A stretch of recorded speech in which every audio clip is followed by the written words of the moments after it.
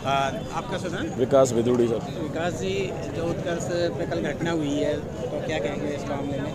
बेहद निंदनीय सर, इतनी बड़ी घटना हो गई। सरकार का कोई विधायक, स्थानीय विधायक यहाँ तक नहीं पहुँचा, सरकार का कोई नुमाइंदा यहाँ तक नहीं पहुँचा।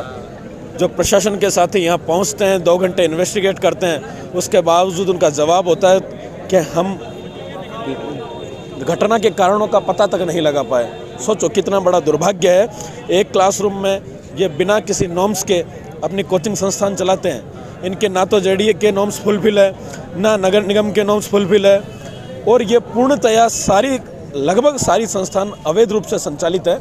इन संस्थानों पर कार्रवाई होनी चाहिए।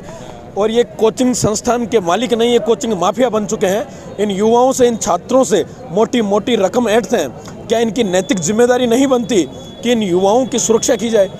लेकिन नहीं, सबसे बड़ा सवाल सिर्फ इन लोगों को पैसे से मतलब है। चाहे पेपर लीक की बात हो, चाहे विद्यार्थियों के साथ, छात्र हितों के साथ खिलवाड़ की बात हो, ये सारे कोचिंग माफिया मूक दर्शक बनकर बैठकर देखते रहते हैं। आज ये कोचिंग हादसा उत्कर्ष क्लासेज में हुआ है, थोड़े दिनों पहले राजेंद्र नगर दिल्ली में हुआ था। कल किसी कोचिंग संस्थान में यह घटना पुनरावृत्ति ना हो तो उसके लिए संज्ञान लेना चाहिए सरकार को। लेकिन सरकार तो अपनी वर्षगांठ मनाने में व्यस्त है। आखिर वो किस बात की वर्षगांठ मना रही है, किस बात का सुशासन का संदेश दे रही है? यहाँ कल हमारी 20 महीने जहरीली गैस के रिसाव के कारण हॉस्पिटलाइज करनी पड़ी और सरकार का एक मुखिया हॉस्पिटल तक उनके हालचाल पूछने नहीं पहुंचा। तो कल ये जहरीली गैस बनने से या बेहोश होने से कोई रीजन आया क्या, कुछ पता चला उसका क्या है? रीजन तो प्रशासन की, मैनेजमेंट की टीम आती, वो चेक करती।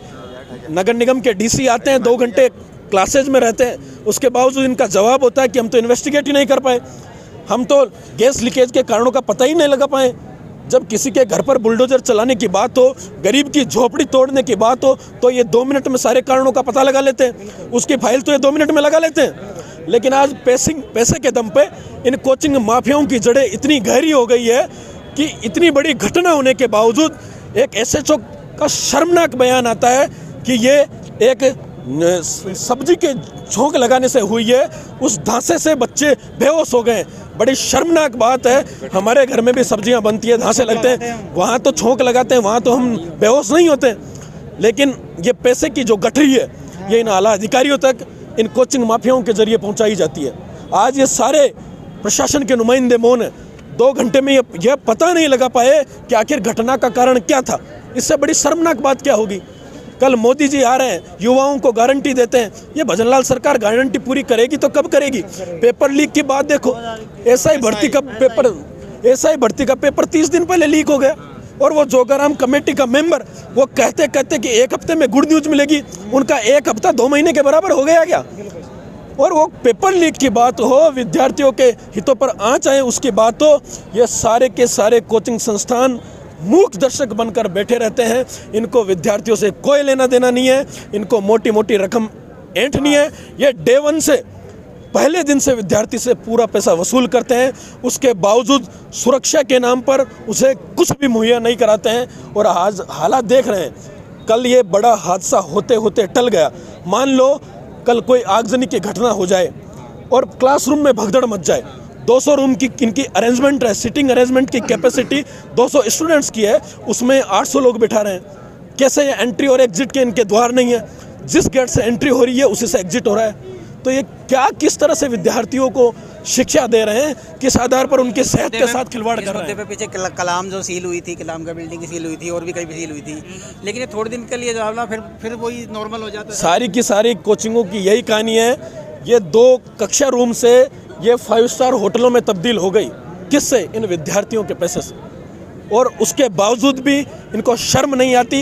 इनका नैतिक धर्म बनता है, इनकी नैतिक जिम्मेदारी बनती है कि इन सारे विद्यार्थियों की, इन बहनों की सुरक्षा का दायित्व ये रखें। लेकिन बड़ी निंदनीय बात है, जिस उत्कर्ष संस्थान का टर्नओवर सालाना ऑनलाइन 161 करोड़ रुपए है, बड़े शर्म की बात है कि उस मालिक का आज अभी लगभग 24 घंटे समय होने वाला है, एक बयान तक नहीं आया। आखिर वो आकर अपनी बात तो रखें, वो विद्यार्थियों के हितों में आगे तो आए। और कोचिंग संस्थान के मालिक घर बैठे बैठे तमाशा देख रहे हैं क्या घट रहा है, कोचिंग संस्थानों की छुट्टियां कर रहे हैं। तो आखिर ये कब तक चलेगा सरकार में, कब तक? ये सैकड़ों वर्षों से, आज से नहीं, ये पिछले कई वर्षों से ये विद्यार्थियों को लूटने का, खसोटने का काम कर रहे हैं। एक पैरामीटर तय होना चाहिए, एक इंडेक्स तय होना चाहिए कि इस भर्ती परीक्षा के लिए इतनी फीस लगेगी। कोई कोचिंग संस्थान उसी भर्ती परीक्षा के लिए 5,000 वसूल रहा है तो कोई 15,000 वसूल रहा है, कोई 1.5 लाख वसूल कर भी 1-1 हज़ार की तादाद में विद्यार्थियों को पढ़ा रहा है। इन्होंने कोचिंगों के क्लासरूम को थिएटरों में तब्दील कर दिया है। तो इसका जिम्मेदार कौन होगा? कल अगर यहाँ पर 150 लोगों की जान चली जाती तो आखिर इसकी जिम्मेदारी सरकार का कौन मुखिया लेता? क्या लगता है सरकार आप लोगों की सुनवाई कर रही है? सरकार कहाँ कर रही है सुनवाई? सरकार तो चैन की नींद सो रही है। सरकार ने तो कोई कार्रवाई नहीं की। सरकार क्या कदम उठाएंगे जैसे अगर सरकार नहीं सुन रही तो क्या करेंगे? ये लगातार आंदोलन जारी है और कल मोदी जी आएंगे, उनकी सोशल मीडिया टीम भी आएगी, मैनेजमेंट टीम भी आएगी, वो सब देखेगी प्रदेश में क्या चल रहा है, किस तरह की युवाओं को क्या कार्रवाई रहेगी? क्या मोदी से मिलने के प्रोग्राम है, क्या है? अरे सर, इन आम युवाओं से स्थानीय विधायक नहीं मिल रहा, मुख्यमंत्री नहीं मिल रहा, आप प्रधानमंत्री जी की बात कर रहे हैं। हम तो धरना दे के इस रोड पर बैठे हैं, इस सड़क पर बैठे हैं, कोई हमारी मांगे तो सुने। पुलिस प्रशासन आता है, उल्टे सुल्टे बयान देता है और चला जाता है। अगर क्लासेज में जैसे अभी बंद हुई है, सील कर भी कर जाते हैं, तो उनके जो बच्चे पहले पढ़ रहे हैं तो उनके ऊपर क्या होगा? उनकी फीस वगैरह क्या दे पाएंगे? देंगे ये? पहले ये काम तो करें, आगे की कार्रवाई। उन बच्चों के लिए भी लड़ाई लड़ेंगे। ये लड़ाई इन्हीं बच्चों के लिए तो लड़ाई लड़ रहे हैं। सवेरे को एग्जाम है लेकिन कोचिंग बंद करवा दी गई। लेकिन ये सारी कार्रवाई तो हो एक बार। कोरोना काल लगा, बच्चों को जैसे उन्होंने कहा उनके एग्जाम आ गए, बिल्कुल एग्जाम के ऊपर बिल्कुल एंड टाइम पे बंद कर दी गई, तो क्या कोई भी छात्र संगठन, कोई भी छात्र नेता ये नहीं चाहता कि विद्यार्थियों की पढ़ाई बाधित हो। हम सबका मकसद, हम सबका इरादा, हम सबका उद्देश्य एक है कि अगर लाख रुपए देकर हम किसी कोचिंग संस्थान में पढ़ रहे हैं तो हमारी सेहत की खिलवाड़ की जिम्मेदारी भी उस संस्थान के मालिक की होनी चाहिए।